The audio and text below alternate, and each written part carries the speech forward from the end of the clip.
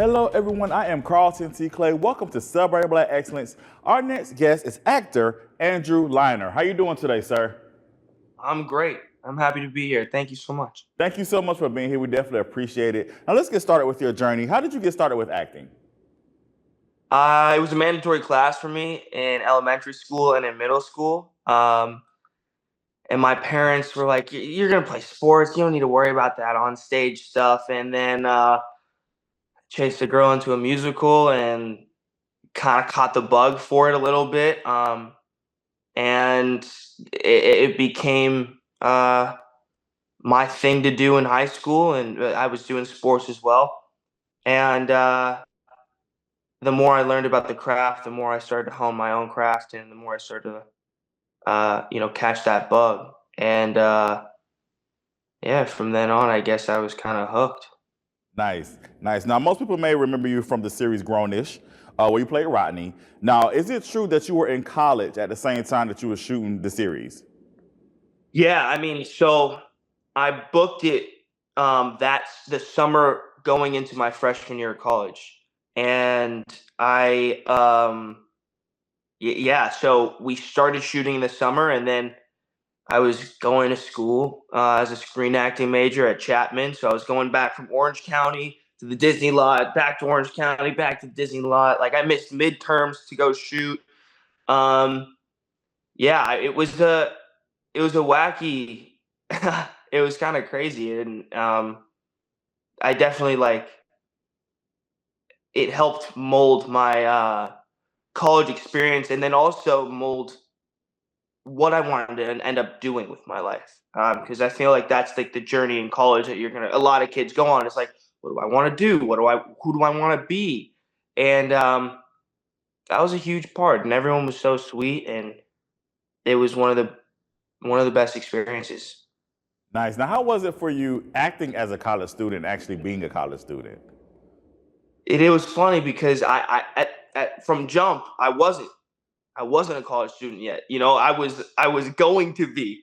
And so I was like, it's my preconceived thought of what college was, or what college is. And then once I got there, I was like, oh, okay, yeah, this is what it is. But I mean, it was fun, man. It was definitely like a you're gonna go home and live it, and then you're gonna go to work and play, Mm. and it's the same thing. Um, yeah, it was. I think it was a lot of how do I say it?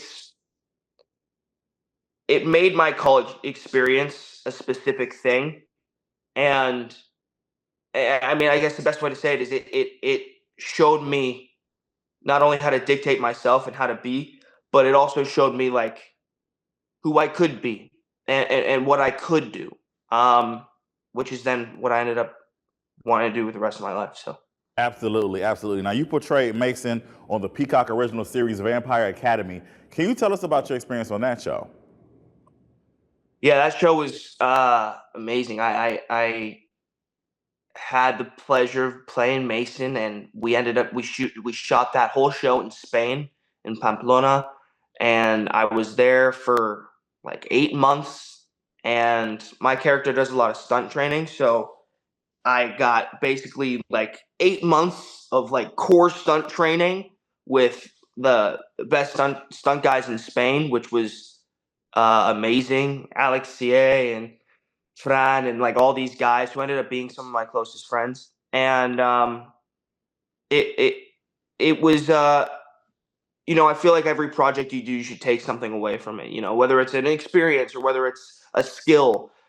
Definitely from Vampire Academy, I got to take that skill with me of stunt work and of you know um, learning what it's like to go. That was the first show I ever did for that long of a time where I was a series regular. It was my first series regular job. I learned a lot, and whether it was about stunts or whether it was about set etiquette or how to deal with another actor or how to deal with a director or how to take a note properly. I was learning left, right, and center, and I think that was the most important thing. was to kind of toss the pride aside and be like, all right, I don't know. So let me get in there and learn. Um, yeah. I turned Abs- 21 out there too. It was okay. crazy. Okay, absolutely, absolutely. And that's what life is about. It's about learning and growing. So definitely thank you so much Totally. for sharing that with us. Yeah. So you recently starred in the film Please Don't Feed the Children. Now, for people who haven't seen that project, can you tell us about that? Yeah, it's an apocalyptic semi like a virus like COVID, but it turns people into zombies. And that's the world you immediately jump into. And I'm the head of a ragtag group of kids that are running from the cops because the cops end up throwing the kids can't get infected, and the cops try to grab all the kids, round them up, and toss them in concentration camps. Hmm. And so I got my core family, and I'm like, cops are on our tail, let's go. And then once we boogie, we uh we find ourselves in a house with a creepy lady, and yeah, the rest is history there. Got you. So that just means we got to check it out. Yeah, you gotta check it out. You gotta check it out. So you are currently starring in Netflix's new series, Ransom Canyon. Now, can you tell us about your character? Can you give us a little preview about what we can expect from the show? Yeah, sure. Ransom is a Texas family drama. I play Reed Collins. He's the star football player, prodigy son, the big name on campus type of kid. Um, but a lot isn't as it seems. He's grieving. He's trying to find himself, trying to be a better man. Uh, the world, kind of comes crashing down on him, and as the season progresses, we kind of see his true colors. And yeah, I think it's a fun show. I think it's a fun time. I think a lot of times with these family dramas, it can feel, uh, you know, we're going here, we're going here, we're going here. But I think we really build the world out, and every character has a purpose, which is special. So yeah, Ransom Canyon, baby. All right. Well, we are definitely looking forward to it for sure. Now, can you talk about how important representation is to you when it comes to racial identity in movies and television? Yeah.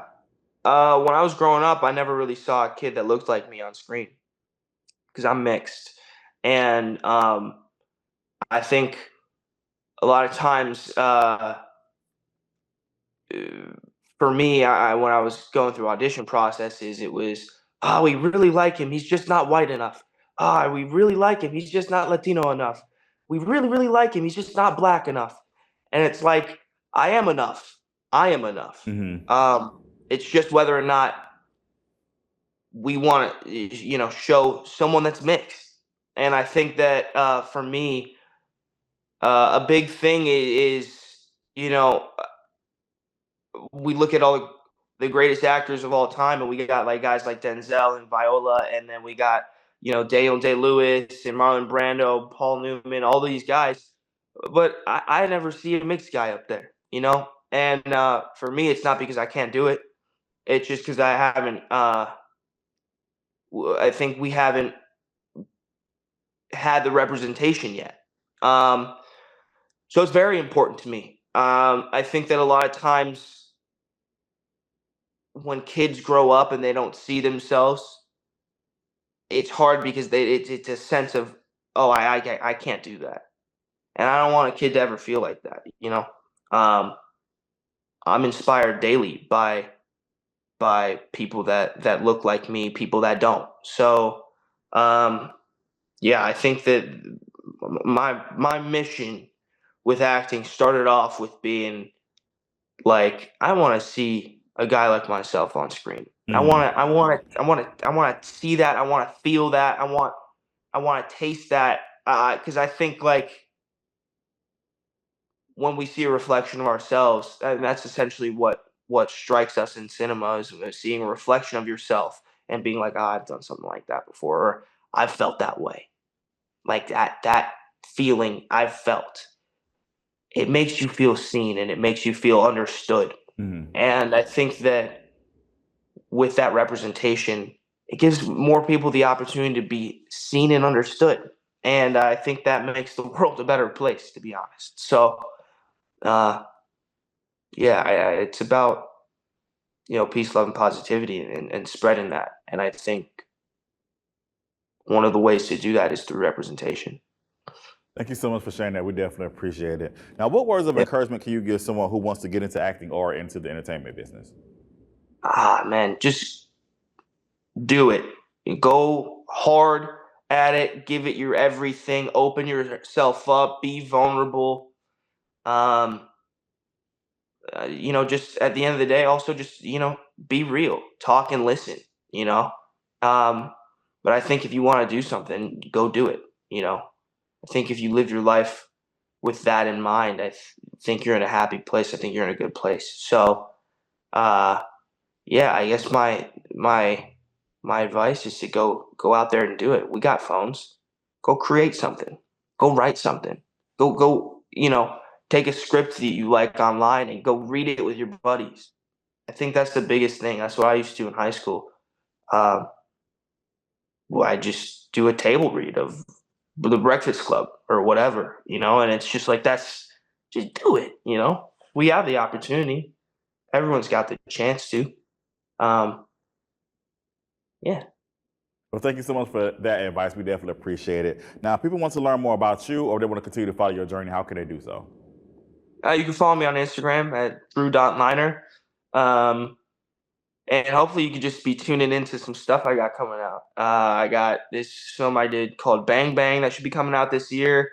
Please Don't Feed the Children, Ransom Canyon. So yeah, hopefully some things are coming out this year, which will be good. Nice. Well, you are definitely keeping busy, and we definitely will be sure to keep up with you. So thank you so much, Andrew, for taking the time out of your busy schedule to talk with us today. We definitely appreciate it. Thank you, Carl. All right. All right, everyone. I am Carlton T. Clay. This is Celebrate Black Excellence. We celebrate Black Excellence every day. Have a good one.